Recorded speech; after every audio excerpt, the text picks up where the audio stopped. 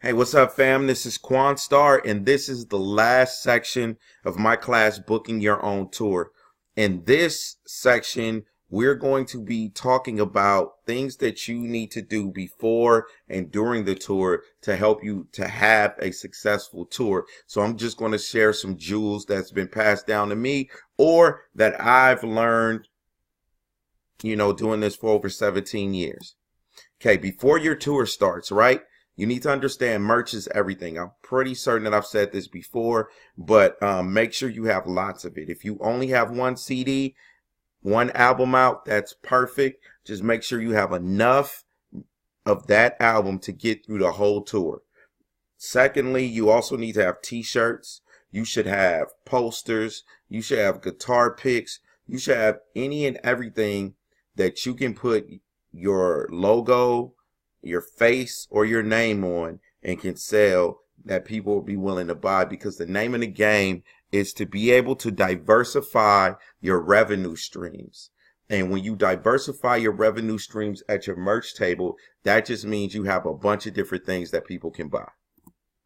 If possible, have or rent a vehicle that gets at least 22 to 24 miles per gallon. Let me make this clear. You should want a vehicle that gets you more than 22 to 24 miles per gallon. Absolutely. But 22 to 24 is probably where I would say don't go under that, because you have to understand 90% of your expenses while you're on tour is going to be all fuel. I promise you. It really will be like that, Think economical over comfort. So what do I mean when I say that? Well, I don't even want to say don't try to ball out. I mean, it's really deeper than that. You know what I'm saying? Like, when I rent a car, if it's me and my DJ and we're on tour, if I have to rent one, I'm going to get an economy car. I'm going to get something that basically we could put our clothes in a little mini trunk, throw everything else in the back seat, and be out. If we're going to tour with someone else, it's going to be 3 or 4 of us. Maybe I'll get an intermediate car. And then if it's 4 of us, we're going to share a hotel room. You know what I'm saying? We'll probably maybe get a hotel suite so that we don't have to eat out. I'll go to the grocery store, we'll buy some food, and we'll cook it there. It's all about you want to make as much money as possible. You want to stay as far above the black line as possible when it comes to touring. You know what I'm saying? You want to stay out of the red. You feel me? Be a member of AAA. Everyone knows what AAA is. If you don't, you should. Basically, it's an auto club where when you need things, if you're in trouble, you can get your tire changed. You run out of gas, they'll come and fill you up. You need to be towed somewhere, they'll tow you. I'm a member. I think I pay $45 or $55 a year for it, and it's awesome. I was in Vermont, and we played a show, and we came back, and our car wouldn't start. So I called AAA, and it was cold. It was ice all over. They gave me a jump, and it was pretty excellent. And all that happened, it was no more than about 30 minutes. Join as many hotel rewards clubs as possible.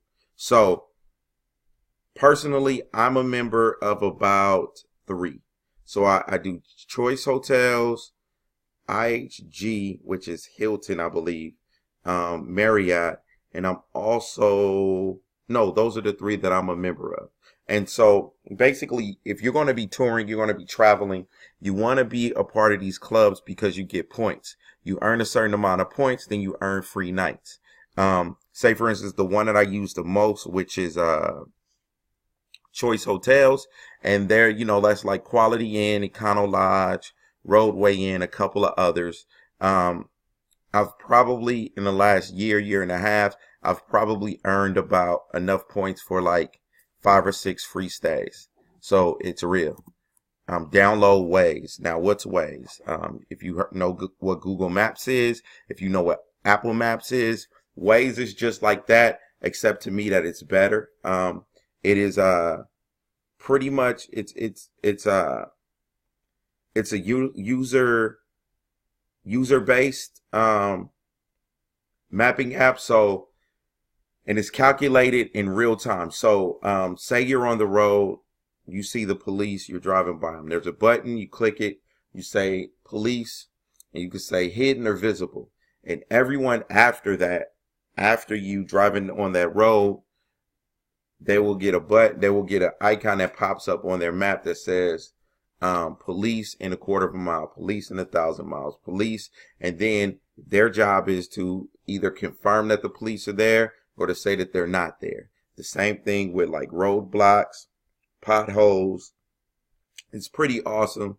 It's great on the road because you get to know things like if there's a car on the side of the road, if there are animals in the road, if there's potholes. And also it's sort of like a game that helps you stay awake. Like, yeah, I see that. No, I don't see that. And you're actually driving and looking for these things. Put yourself on a daily budget. This is something that I fail to do, not all the time, not even most of the time, but enough to know that I shouldn't be failing to do that. You know what I'm saying? I would say there are things that you can't control. There are obvious things that you can't control, but you should put yourself on a budget for the things that you can. You should know how much you're going to spend every day to eat. You should know how much you're going to spend for hotels. You should know how much you're going to spend just for leisure, hanging out, buying drinks, whatever. You should know that every day. You know what I'm saying? And have that mapped out what your average is, just so you can get an idea of what you're going to spend, how much you're going to make, and how much you're going to be bringing home. Pay your bills before you leave. Pay your rent, your car note. Those things that you can't just leave and not pay, you need to pay them before you leave, because you don't know what's going to happen. You know what I'm saying? There are things that sometimes happen on the road that you can't control. God forbid a promoter doesn't pay you the money that you're supposed to get, or people don't show up to your show. Maybe you don't sell as much merch as you wanted to sell. So pay that before you leave, so you're not stressing over that. Calculate gas and toll roads. Like I said, fuel is 90% of your costs. So you want to get an idea of how much you're going to spend before you leave. Toll roads are very important, because I got caught slipping. I'll give you an example. I got caught slipping. I did a show in Chicago and was playing Cleveland. And so I'm just driving, taking the fastest route. I'm not really thinking about the toll roads. I'm not really thinking about any of that. By the time I got to where you get off of the turnpike to drive down to Cleveland from Chicago, I'd end up paying about $38 in tolls, which was ridiculous to me. But so especially when you're driving in the north, you need to be aware of where all the tolls are. All right, estimating your fuel. Like I said, fuel is 90% of your costs. So I'm going to show you something that I sort of gotten down to a science, and something that I deal with, right? Something that I calculate. So if I have a car that's 10 gallons, right, and it gets 22 miles a gallon, I know that if 10 times 22, that'll get me 220 miles on a full tank, right? Let's say I have to travel somewhere that's 440 miles to the next date, right? So that means that I am going to have to fill up 2 times, because it's 440, 220. So now, since I know that I have to fill up 2 times, we need to figure out how much, the gas in these areas are going to be. One thing that I do is I go to gasbuddy.com, right? So gasbuddy.com is an excellent website where you can find everything about prices and gas and things that you need to find. But in real time, you can also find the average cost in each state. All right, so let me go there. All right, so I live in Atlanta, right? So let's say, hypothetically speaking, I don't know what's 440 miles from Atlanta. Let's not even, I don't know. Let's say I'm going from Atlanta to Dallas. I'm doing a show. So I know that just by calculating, I know that I'm going to have to end by, not even by calculating, I know from experience that I'm going to have to fill up in Mississippi. Well, now I know that Mississippi is $2.56 a gallon. So $2.56 a gallon times the 10-gallon tank, which is times 10, would be $25.56. So I know that when I drive from Atlanta to Mississippi till I have to fill up, it's going to be $25.56, right? Now, let's say, which, understand what I'm about to say, it is way further than 440 miles from Atlanta to Dallas, but I'm just using this as an example. So then the next time that I know I'm going to fill up, I know I'm going to probably fill up in Texas or close to Texas. So what is Texas? Right now, Texas is $2.62 a gallon. So now I know with that 10-gallon tank that the next time I fill up, it's going to be 26. Did I say that right? Yep, 26.10. No, 26.20. I'm sorry. Reading is fundamental, and adding is too. But so we know that 26 and 25. So I know that my fuel cost one way for that trip is going to be a little over $50. And that's how you calculate your fuel. So I know that when I go from this date to that date, which is 440 miles, it's going to cost me around a little bit over $52 to get there one way. And you just, when you're booking your dates, and once you have your dates booked, you just calculate from point A to point B each time, and that'll help you. And it's not exact, so don't get it twisted. It's not exact, but it'll help you estimate how much you're going to spend. Now, let's get, while you're on tour, make an itinerary for each date and stay with it as much as possible. If you're touring with multiple people, it'll be very hard to 100% stay to the itinerary, but it at least gives you a framework so that you guys can keep moving. So if you know that it's a 5-hour drive from city A to city B, you need to account that in there. Say, we're going to wake up, check out the hotel at 10 o'clock, get on the road. If it's a 5-hour drive, calculate about 6 hours, 7 hours to include if you guys are going to stop to eat, getting gas, people have to use the restroom, and just keep it moving. Have laid out when you're going to leave, when do you plan to get to the next spot, the next city, when do you want to check in the hotel, when you're going to go to sound check. Have that laid out for everyone, and so you guys can know. Trust me, it works, it helps. You're still going to be late to some things, but I promise you it helps. Stick to your budget. This goes to laying your daily budget in a way, having a daily budget. Stick to your budget. Know what you can spend, and do not spend more than that if you don't have to.